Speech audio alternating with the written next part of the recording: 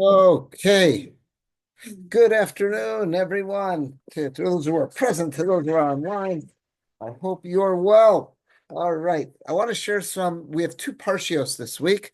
And well, first of all, we're going to dedicate our Torah study today. Today's Yom HaZikaron, so we're going to dedicate our Torah study to the neshamas of all those who have fallen in the course of time for establishing the state of Israel, defending our brothers and sisters in the state of Israel, and God willing, our Torah study should be an aliyah for their neshamos.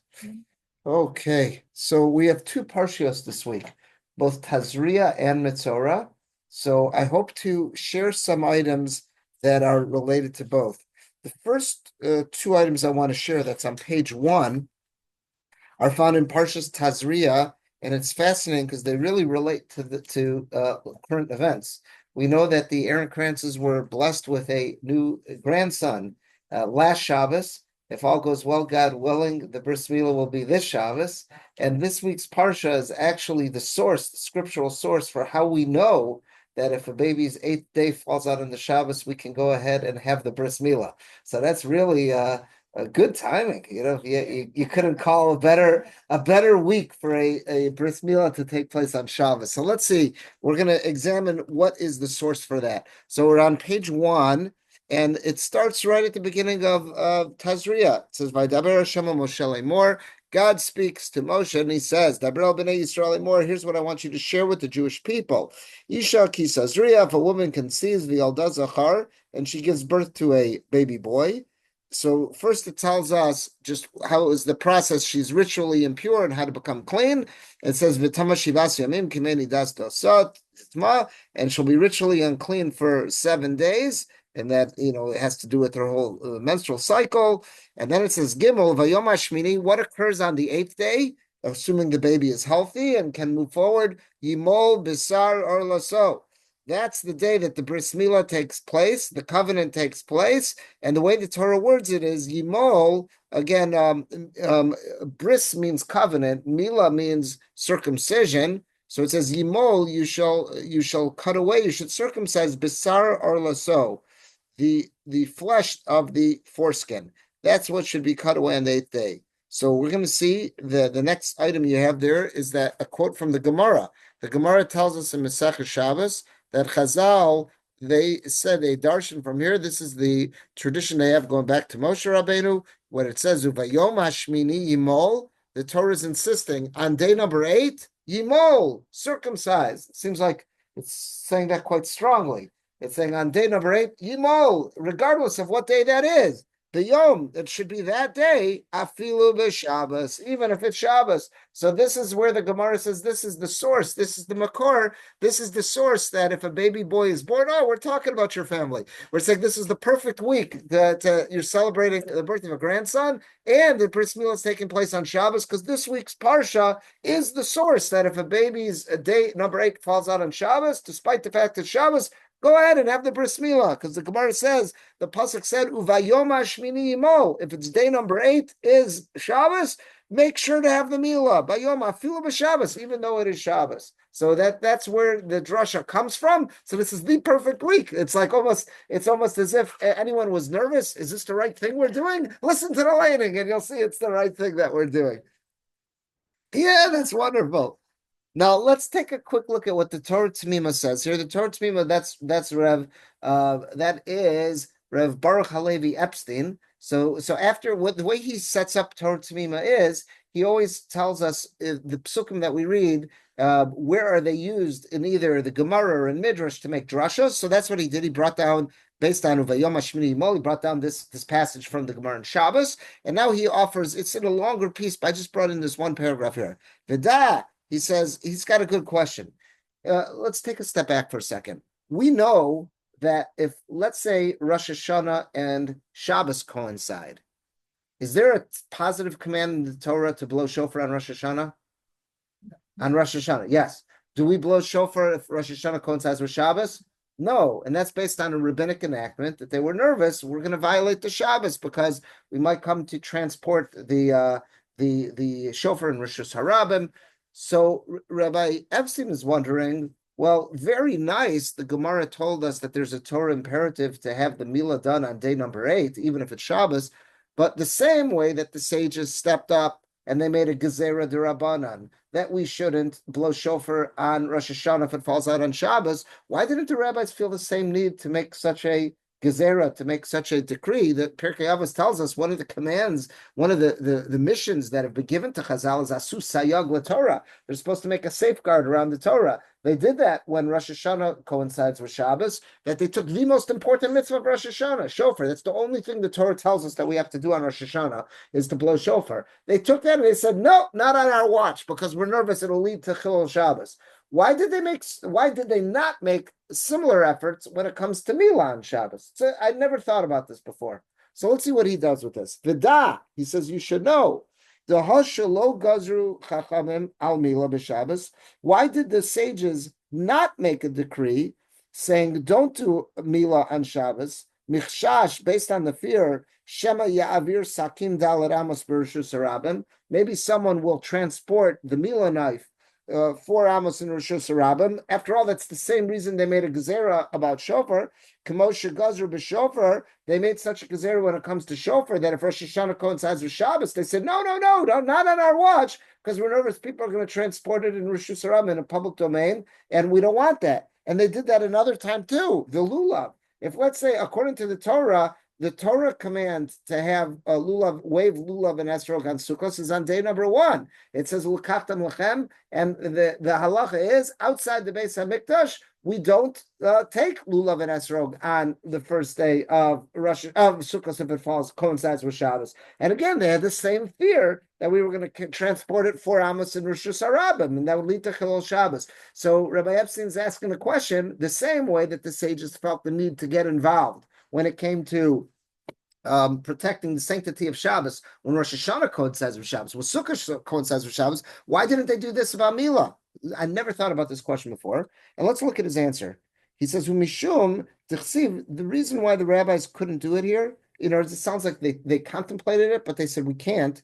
Tichsiv, because look what the Torah said in very forceful language. Uvayom hashmini yimol. On day number 8, you shall do the Milah. Darshinan, and they expound on that to me, and Afilu b'Shabbos, that's what the Gemara said, Afilu b'Shabbos, Vavi Kamosha Kosov Mefurish, it's as if the Torah is telling us straight out, the Torah, Dechias Shabbos Mipnei Amila. It's as if the way they learned the Pasuk is it's in such forceful language. Uvayom Ashmini Yimol. It seems as if the Torah itself is almost telling us, even if day number 8 coincides with Shabbos, Milah has to proceed. It's as if the Torah is telling us that there is no getting away from this. The Kaimalan, and we have established the Davar HaMafurash b'Torah. If something it's as if it's spelled flat out in the Torah, laheter, saying that it's okay. Ein koach biyad chachamim la'asro mitam gzera. The sages do not have the power to forbid it based on a protective decree to safeguard the Torah.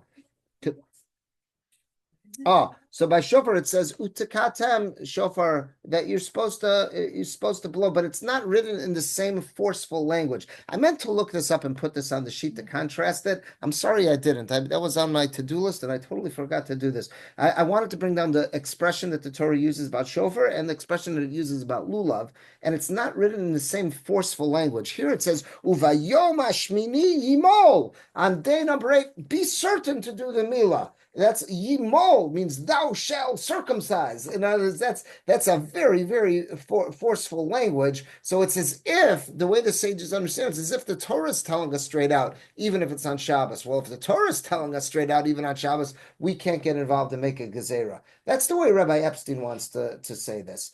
And that's the way he said it. Now, I thought about this a little during the week, and I think there might be even a simpler answer. I'm not saying there's anything wrong with his, but it hit me when I was looking at what the Gemara tells us about Rosh Hashanah and Shofar. I think there might be there's room for another answer. I might even say it's simpler. Let's see. I brought here the passage from the Gemara in Rosh Hashanah where it tells us why the sages stepped in. So it says there in Meseches Rosh Hashanah, it's on Chavtes Beis, Amar Rava taught as follows: Midiaraisa, on a Torah level, Mishra Shari, it's absolutely permissible to blow the shofar on Shabbos when Rosh Hashanah coincides with Shabbos.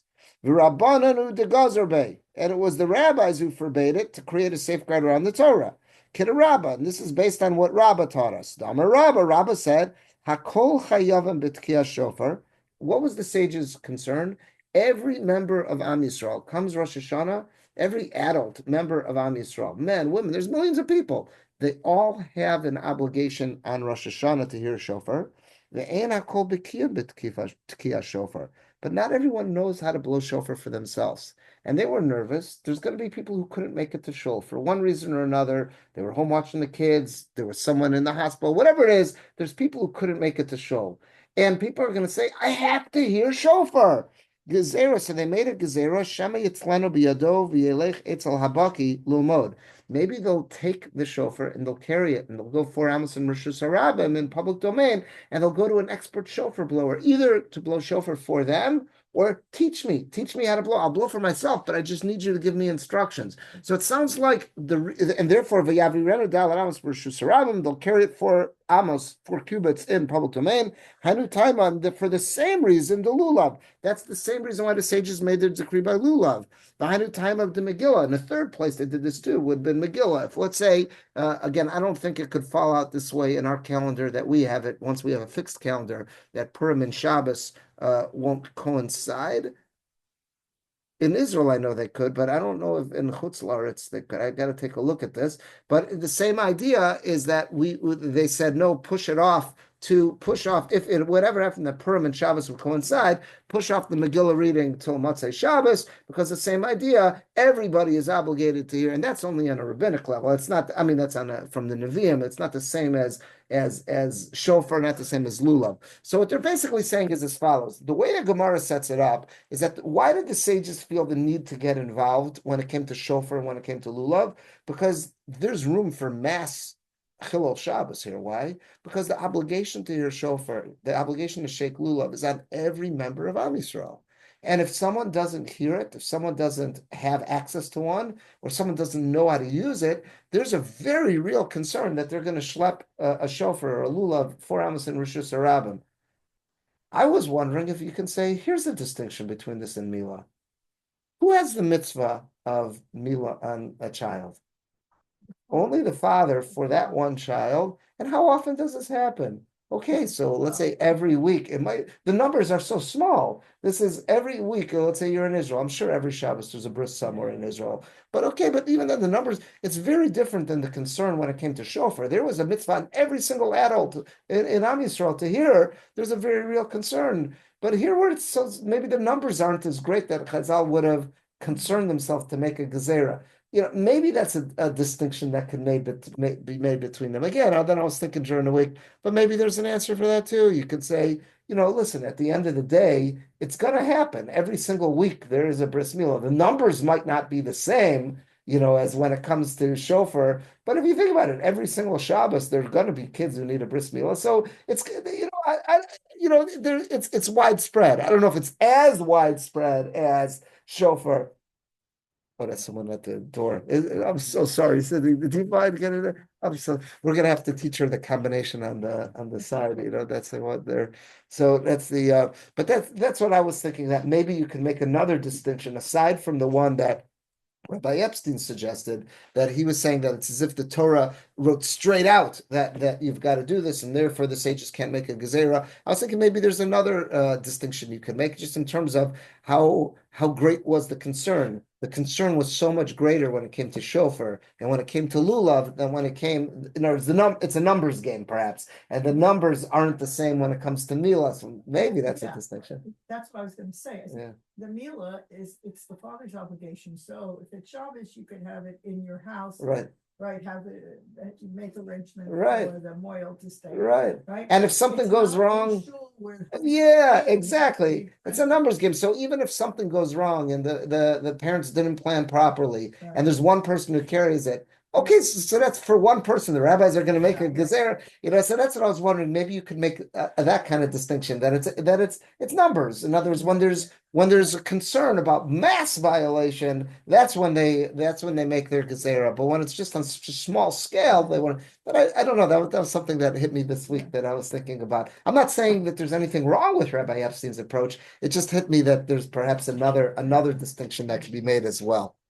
All right, I want to share what to have transpired in that kid's life.